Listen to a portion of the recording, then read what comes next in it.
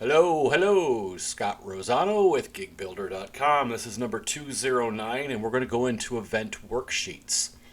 Event worksheets are something that you can provide for your customers, your clients, so that they can actually fill out the information about their event. We do that by going to Tools, and then we're going to go into System Configuration. And then from System Configuration, we're going to scroll down, and we're going to look for Event Worksheets, which is under Event Planning. So click and open that. And if you've been following along with us during the videos and you went along and you did the wizard setup, you may have a few items in here. We're going to first delete a few out of here and show you how to do that. So you've got a bunch that were brought in from our import facility, which I'll show you in just a second. But to delete these, say you've got 3 wedding receptions. Let's go ahead and open one of these up. Came in, I'm looking at it, we'll go over all these later. I don't like it, I can just hit delete and then hit delete again, and it'll take me right back with that one gone. So let's go in and look at an existing worksheet and show you how it goes together. Then we're going to create one, and then we're going to import one. So first of all, we'll click and open the wedding reception. And something to know about this, once you've created one, all the fields on this particular form auto-update, so there is no save. So we got the form name, which is wedding reception. That's what I see. That's what you as the admin see. The name for the client, I'm calling this wedding worksheet. If I leave this blank, the client gets the same name as the form. Description, it's just for me. No client sees it. It's just to just to tell you what is on this worksheet and help you out if you've got a lot of them. Now, status can be active, not active, and then delete you can ignore. We'll be removing that on a later option because we've got it down below as you just saw. Now, the second section on here is what we call the special dance selections, and this is optional. You do not need to use any of these, but if you would like to, for example, you want to wedding first dance, do you want to see it just on the worksheet or the worksheet plus music? So when you print out your music list, will those songs be on there? And you'll see them when you print them out a little bit later. But if this is a wedding worksheet here, you may want to put your first songs in here. And we kind of default it. So wedding first dance defaults to first dance. I can change the name of that if I don't like that. And then I can decide to use it. I'll put that on the worksheet. Father-daughter, a worksheet. Mother-son, worksheet. Wedding party, worksheet. And we don't do last dance. So those are what those, and then you can rename these to anything that you want. The nice thing about it is that in each of these particular fields that are in here, like for the first dance, etc., that saves in the master database, and so it gives everybody an option to see what are the songs people are looking for. So it's kind of nice to have. You could print that out, and again, other people will do it, and you'll see those in the music, which is in another video. So your special dance selections can be here, and again, they're optional. You can do them. You can do them right here. You can do them on the worksheet yourself if you want them in different places, or you don't do it all and let the client select somewhere else. Now on this, we have what's in the worksheet. We have what's called sections, and that's going to have a little blue line.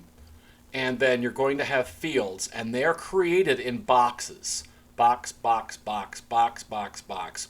The main reason for this is that when you get this all together and cleaned up, and then the client goes in to work on it on a phone, it's a lot easier for them to see. So each box is a question, and each box has specific information to it that we're going to go over right now. So first of all, if we look at a particular box, and this is the one that's already been created. So details, now question 1 is a text field. And this little guy here I will be doing in an advanced video, so you can ignore it. And then the text field, the question is ceremony location, and there's no description, and then this is the field for them to put it in. Now how this works is you click on the pencil button, which gives you an edit. And again, that gives me the field title, ceremony location, ceremony location. It is a text field, which is why you have this text. And Gigbuilder gives you a lot of things to play with. So after we're done with this video, go have some fun making up some worksheets. They're really easy to delete, as you saw, and get an idea of how all of these different things work. So this is a text field. Then there's options. Field description, which is optional. So it says no description here. Your client won't see that. You can leave these blank with just spaces in there. And default value, blank for none. Is there a value in here that you want to present for them as a default? We have it as none. The tooltip will appear text if the help is requested. It's advanced. We're not going to go over that, and we're not going to go over these attributes as well. So you could have a field title, a type, some options. I'll hit cancel or save because we're just editing here. The next thing you're going to see here is a little arrows down and up. This actually moves things around. Notice that question 1 says text field ceremony location. But if I want to move question 2 and 2 up, which will bring 1 down, I click this. Gigbuilder goes to the top. I don't know why, but if you scroll back down, notice that the 2 of them switch locations. So this brings the question up in the list, this brings the question down in the list, and this deletes the question. So that's how these all work in with each other. So you generate these questions one after another as you build your worksheet, and we go all the way down. This is a very big worksheet, by the way. They're normally not this large. Their details, someone put a lot of work into this one. The formal dances, again, remember I said you can do the dances up here, which creates its own little section, and it's very nice to do and it's easy. Or you can generate them in a question if you'd like to, because there's tons of them.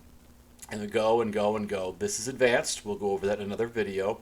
And then you can put a header and a footer on top of the worksheet. So if you want it to say something, and you can type anything you want. You can use tokens. So you give instructions, whatever else you want on here. So that is what one currently looks like. And to see what the client is going to see at any time while you're working on this worksheet, you can click on menu and you can click on preview. And what preview does is it generates an actual worksheet that the client will see. It'll be very similar. So you can see in order what they look like, the sections, and everything else like that. So again, your client's not going to see, or nobody else is going to see these boxes. These are for you to build each of your questions and to move them around. So with that, we can go back to client forms, and now we're going to import one. Now importing, you just click on import, and that goes into a database, and we have a lot of them. I don't know how many we have on this, but there's quite a few. And these are worksheets, and you can just simply, if you like one of these, you can take a look at it. You could preview it. It's going to show the version, what it looks like in version 5, but at least you can see the questions and see if you like them. And if you want it, you just click download worksheet, and it brings it right into your Gigbuilder. And we'll go ahead and close that. And the next thing we're going to do is generate a worksheet from scratch. So with that, we press new. And then from the new, the only thing it's going to ask you right now is the name of the worksheet. And we're just going to call this demo worksheet. And then you just enter to create the worksheet. It generates the worksheet, and now you're ready to go. Name for client. Again, we talked about that earlier. If I leave it blank, the client's going to say the same thing. But I got my keys in the right position. My worksheet. Description. Again, client cannot see this. Demo worksheet for video. Status not active means it's not being shown anywhere. I'm still working on it, so we're going to leave that alone. The special dance selections, I showed you how to do that when we opened up one. So now we're going to go down and notice it's blank. There's nothing here. It creates one section with one title and one description, and I can edit the section to do that. So I can change my title to worksheet details. I could say wedding details. And I could put in here, for example, please fill out all fields. And I'm going to hit save. Notice that changed here. Wedding details, please fill out all fields. And now it's time to work. So the first thing you might be doing is you may want to grab a paper, one of your own forms, and let's put the first field in. So first field, we click new. And the question to ask might be grandparents